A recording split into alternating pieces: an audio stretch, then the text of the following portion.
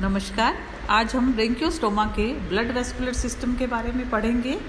ब्रेंकियोस्टोमा का blood vascular system यहाँ पर क्लोज टाइप वेल डेवलप्ड होता है, लेकिन बहुत सारे तरीक़ों से ये विशिष्ट प्रकार का होता है। ब्रेंकियोस्टोमा में मिलने वाला ब्लड जो है कलरलेस होता है। रेस्पिरेटरी पिगमेंट और कार्पसल्स का इसमें अभाव होता है। ब्लड वेसल्स के अलावा यहाँ पर कुछ लिम्फ स्पेसेस भी प्रेजेंट होते हैं। लसिका अवकाश पाए जाते हैं जिनके द्वारा भी रक्त का परिवहन होता है। ये लिम्फ स्पेसेस मुख्य रूप से मेटाप्लूरल फोल्ड्स तथा डॉर्सल और वेंट्रल फिन वाले स्थानों पर उपस्थित होते हैं। इस प्रकार से रक्तहीन और वर्णकहीन होने के कारण यहाँ पर ब्लड का मुख्य कार्य जो है वो transportation of food and excretory products होता है, गैसों का आदान प्रदान नहीं होता है। ब्रेंकियोस्टोमा में हार्ट का अभाव होता है। इसी कारण से सभी ब्लड वेसल्स या रक्त वाहिनियाँ जो हैं वो मस्कुलर और कॉन्ट्रैक्टाइल नेचर की होती हैं। केवल डॉर्सल एओर्टा इसका अपवाद है। डॉर्सल एओर्टा में एंडोथीलियल लाइनिंग का अभाव होता है, इस कारण से उसमें संकुचन की क्षमता नहीं पाई जाती है। आर्टरीज और वेन में संरचनात्मक अंतर नहीं होता है, केवल कार्य के आधार पर और इनकी हायर कॉर्डेट्स से मिलने वाली ब्लड वेसल्स से होमोलॉगी के आधार पर इन्हें आर्टरीज और वेन्स के नाम से जाना जाता है। ब्लड वेस्कुलर सिस्टम की फॉर्मेशन करने वाले मेन कंपोनेंट्स या घटक जो होते हैं उसमें मिलने वाली मुख्य संरचनाओं में sinus venosus, ventral aorta, dorsal aorta शामिल हैं। इसके अतिरिक्त कुछ शिराएं भी होती हैं जिन्हें सब intestinal when, cardinal when, parietal veins के नाम से जाना जाता है। तो सबसे पहले बात करेंगे साइनस विनोसिस की। साइनस विनोसिस एक छोटे आकार का थिन वॉल का सैक लाइक स्ट्रक्चर है और ये पोस्टीरियर एंड ऑफ फेरिंग्स के जस्ट नीचे प्रेजेंट होता है। जहाँ फेरिंग्स और मिडगट डाइवर्टिकुलम का कनेक्शन होता है उस पोर्शन में ये फेरिंग्स के नीचे वाले पोर्शन पर प्रेजेंट होता है। इसके द्वारा बॉडी के विभिन्न पार्ट से आने वाले ब्लड को कलेक्ट किया जाता है और यहाँ तक रक्त को लाने का काम बहुत सारी वेन्स के थ्रू किया जाता है। यहाँ इकट्ठा होने वाला ब्लड जो होता है उसे वेंट्रल एओर्टा द्वारा बॉडी के एंटीरियर रीजन में पंप कर दिया जाता है। वेंट्रल एओर्टा या अधर महाधमनी लार्ज मीडियन लॉन्गिट्यूडनल आर्टरी होती है और आगे की तरफ एक्सटेंडेड होती है साइनस विनोसिस से। बॉडी में इसकी पोजीशन जो है वो मिड वेंट्रल पोजीशन पर होती है। वॉल ऑफ फेरिंग्स के वेंट्रल पोजीशन से ये निकलती है। एंडोस्टाइल के नीचे उपस्थित होने के कारण इसे सब एंडोस्टाइनल एओर्टा के नाम से भी जाना जाता है। इसमें ब्लड का फ्लो जो होता है वो एंटीरियर डायरेक्शन में होता है। मस्कुलर वॉल्स के रिदमिक कॉन्ट्रैक्शन के कारण होता है। वेंट्रल एओर्टा से बहुत सारी paired lateral afferent branchial arteries निकलती हैं, यानी वेंट्रल एओर्टा बहुत सारी शाखाएं निकालती हैं। ये शाखाएं जो होती हैं ये फेरिंजियल वॉल के ऊपर जहाँ प्राइमरी गिलबार्स प्रेजेंट होते हैं उनके समानांतर चलती हैं और इन शाखाओं को एफरेंट ब्रेंकियल आर्टरीज के नाम से जाना जाता है। ये एफरेंट ब्रेंकियल आर्टरीज जो होती हैं इनके आधार भाग में छोटे छोटे फूले हुए बल्ब जैसी संरचनाएं उपस्थित होती हैं और ये फूली हुई बल्ब जैसी संरचनाएं जो होती हैं इनको बल्बिली कहा जाता है। ये सर्कुलेटिंग ब्लड जो है उसमें मदद करती हैं। इस तरीके से जितने भी ब्रेंकियल वेसल्स हैं प्राइमरी गिलबार्स के साथ कनेक्टेड होती हैं और ब्लड सर्कुलेशन में मदद करती हैं। एफरेंट वेसल्स फेरिंग्स को छोड़ करके जब बॉडी के पृष्ठतल की ओर जाने लगती हैं उस समय इनका फंक्शन चेंज होने के कारण इन्हें इफरेंट ब्रेंकियल वेसल्स के नाम से जाना जाता है। इफरेंट ब्रेंकियल वेसल्स जो हैं ये बॉडी के पृष्ठतल पर जाकर के जिस वाहिनी या शाखा के साथ जुड़ती हैं उन्हें लेटरल डॉर्सल एओर्टा कहा जाता है और लेटरल डॉर्सल एओर्टा में जाकर के ये शाखाएं जो होती हैं वो जुड़ जाती हैं। इससे पूर्व ये फेरिंजियल वॉल के ऊपर कैपिलरी नेटवर्क भी बनाती हैं और ये कैपिलरी नेटवर्क जो होता है इसे नेफ्रिक ग्लोमेरुलर साइनस के नाम से जाना जाता है, क्योंकि फेरिंजियल वॉल के ऊपर अंदर ये कैपिलरी नेटवर्क जो होता है वो ब्लड सर्कुलेशन का काम करता है। अगली मुख्य वाहिनी डॉर्सल एओर्टा, पृष्ठ महाधमनी अकॉर्डिंग टू नेम बॉडी के डॉर्सल सरफेस पर फेरिंक्स के पृष्ठ तल पर ऊपर की ओर स्थित होती है। 2 लंबी शाखाएं होती हैं, right and left lateral dorsal aorta, और ये दोनों की दोनों शाखाएं जो होती हैं वो डॉर्सोलेटरल साइड्स ऑफ फेरिंक्स के दोनों तरफ मौजूद होती हैं। अग्र सिरे की ओर आगे की तरफ बॉडी में ये इंटरनल कैरोटिड आर्टरीज के रूप में ओरल हुड रीजन तक जाती है, और ओरल हुड रीजन बॉडी का एंटीरियर टिप जो पोर्शन है वहाँ पर ब्लड की सप्लाई करती है। दोनों ही आर्टरीज जो होती हैं इनमें राइट आर्टरी जो होती है वो तुलनात्मक रूप से ज़्यादा चौड़ी होती है।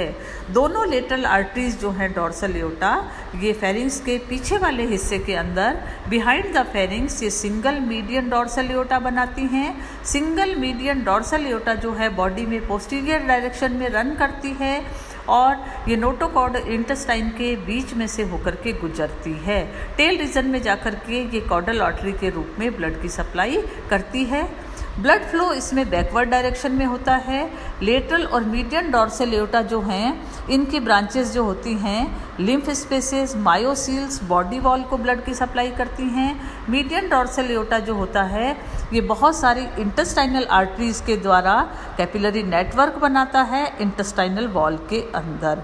इसके बाद अगली जो ब्रांच यहाँ पर ब्लड वेस्कुलर सिस्टम की होती है उन्हें शिराओं के नाम से जानते हैं। पहली ब्रांच जो है वो है सब इंटेस्टाइनल वेन। सब इंटेस्टाइनल वेन यहाँ पर जो होती है वो ब्लड को कलेक्ट करने का काम करती है। सब इंटेस्टाइनल वेन टेल रीजन के अंदर ब्लड को कलेक्ट करके लाती है। यहाँ पर इसे मिड वेंट्रल कॉर्डल वेन के नाम से जाना जाता है। इसके बाद में इंटेस्टाइन वाले रीजन के अंदर ये लेटरल इंटेस्टाइनल वेन्स के फॉर्म में ब्लड को कलेक्ट करती हैं और ये आपस में जुड़ करके एक सिंगल स्मॉल मीडियन लॉन्गिट्यूडनल सब इंटेस्टाइनल वेन बना लेती हैं। यानी कि कॉर्डल रीजन, इंटेस्टाइनल रीजन सभी का ब्लड जो होता है वो सब इंटेस्टाइनल वेन एक मुख्य शाखा के साथ आकर के मिल जाता है और इंटेस्टाइन के नीचे वाले भाग में ये जालक के रूप में एक संरचना का निर्माण करती हैं। दूसरी वेन्स यहाँ पर जो प्रेजेंट हैं उनको कार्डिनल वेन्स कहा जाता है। कार्डिनल वेन्स संख्या में 2 होती हैं, एंटीरियर और पोस्टीरियर कार्डिनल वेन। ये दोनों की दोनों वेन्स जो होती हैं ये बॉडी के वेंट्रोलेटरल रीजन की जो बॉडी वॉल है वहाँ से ब्लड इकट्ठा करके लाती हैं, फेरिंक्स के पीछे वाले हिस्से के अंदर आपस में मिल जाती हैं, मिल करके कॉमन कार्डिनल वेन बनाती हैं। कॉमन कार्डिनल वेन को ही डक्टस कुवेरी के नाम से भी जाना जाता है। और ये संरचना जो होती है डक्टस कुवेरी ये जाकर के साइनस विनोसिस के साथ मिलता है। पैराइटल वेन्स भी यहाँ पर प्रेजेंट होती हैं। पैराइटल वेन्स जो होती हैं ये डॉर्सल बॉडी वॉल से ब्लड को कलेक्ट करने के लाने का काम करती हैं।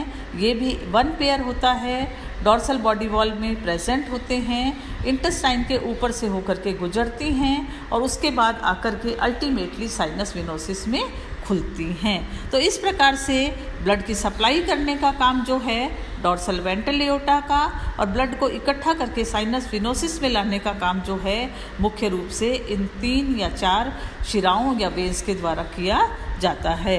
एक और पिक्यूलियर बात, ब्रेंकियोस्टोमा में हिपैटिक पोर्टल सिस्टम प्रेजेंट होता है। यकृत निवाही का उपतंत्र पाया जाता है।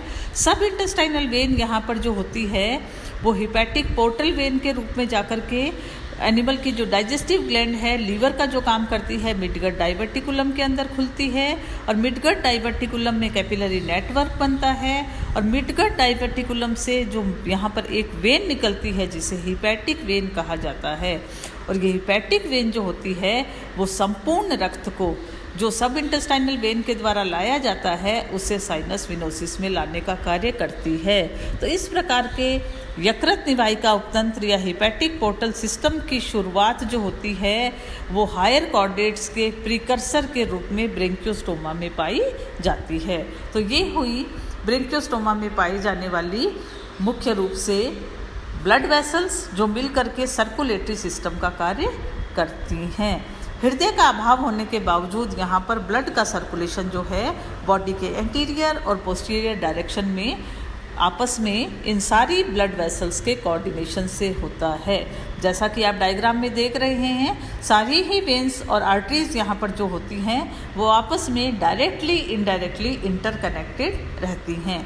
अब बात करते हैं कि ब्लड का सर्कुलेशन का, रक्त परिसंचरण का, परिवहन मार्ग किस प्रकार का होता है। Course of blood circulation. Blood anterior side के अंदर बहता है और एंटीरियर साइड के अंदर बहने वाला ब्लड जो होता है वो मुख्य रूप से वेंट्रल एओर्टा के द्वारा यहाँ पर प्रवाहित होता है, पैराइटल वेन्स के द्वारा, सब इंटेस्टाइनल वेन्स के द्वारा और anterior and posterior cardinal veins के द्वारा यहाँ पर सर्कुलेट होता है। पोस्टीरियर डायरेक्शन में यानी कि हम केवल फेरिंग्स के अग्र सिरे और फेरिंग्स के पीछे के बॉडी का हिस्सा यहाँ पर एंटीरियर और पोस्टीरियर को रिप्रेजेंट कर रहा है।